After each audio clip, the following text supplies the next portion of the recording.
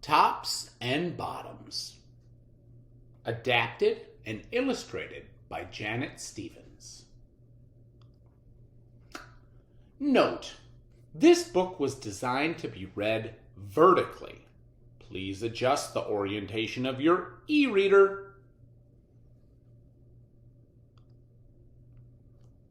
Tops and Bottoms by Janet Stevens.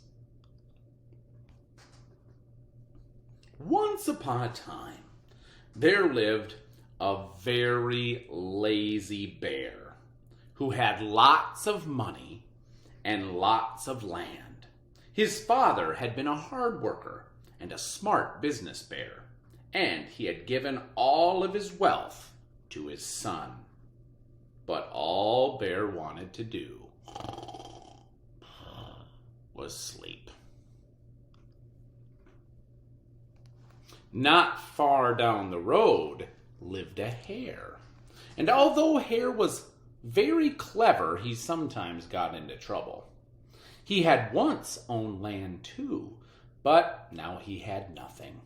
He had lost a risky bet with a tortoise and had sold off all his land to Bear to pay off his debt.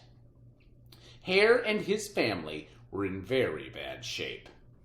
"The children are so hungry, Father Hare. We must think of something," Mrs. Hare cried one day. So Hare and Mrs. Hare put their heads together and cooked up a plan. The next day, Hare hopped down the road to Bear's house. Bear, of course, was asleep. "Hello, Bear! Wake up! It's your neighbor, Hare, and I have an idea." Bear opened one eye and grunted. "We can be business partners. All we need is this field right here in front of your house. I'll do the hard work of planting and harvesting, and we can split the profit right down the middle. Yes, Sir Bear, we're in this together. I'll work, and you can sleep." "Huh?" said Bear. "So what'll it be, Bear?" asked Hare. "You want the top half or the bottom half?" "It's up to you, tops or bottoms." Well, let's see," Bear said with a yawn. "I'll take the top half, Hare." "Right, tops." Hare smiled. "It's a done deal, Bear." So Bear went back to sleep, and Hare and his family went to work. Hare planted, Mrs. Hare watered, and everyone weeded. Bear slept as the crops grew. When it was time for the harvest, Hare called up, "Wake up, Bear! You get the tops, I get the bottoms." Hare and his family dug up the carrots, the radishes, and the beets. He plucked off all the tops and tossed them into a pile for Bear. Then he put all the bottoms aside for himself. Bear stared at his pile. "But, Hare, all the best parts are in your half. You chose tops, Bear," said the hare. "Now, Hare, you tricked me. You plant this field again, and this season, I want the bottoms." Hare agreed. "It's a done deal, Bear."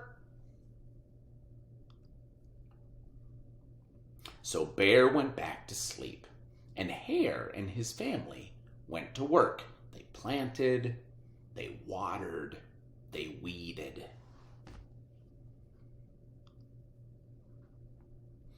Bear slept as the crops grew. When it was time for the harvest, Hare called up, "Wake up, Bear! You get the bottoms, I get the tops." Hare and his family gathered up the lettuce, the broccoli, and the celery. Hare pulled off the bottoms for Bear and put the tops in his own pile. Bear looked at his pile and scowled. "Hare, you cheated me again." "But Bear," Hare answered, "you wanted the bottoms this time."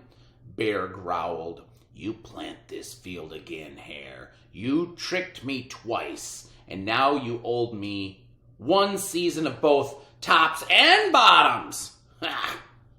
You're right, poor Bear," sighed Hare. "It's only fair that you get the tops and the bottoms this time. It's a done deal, Bear."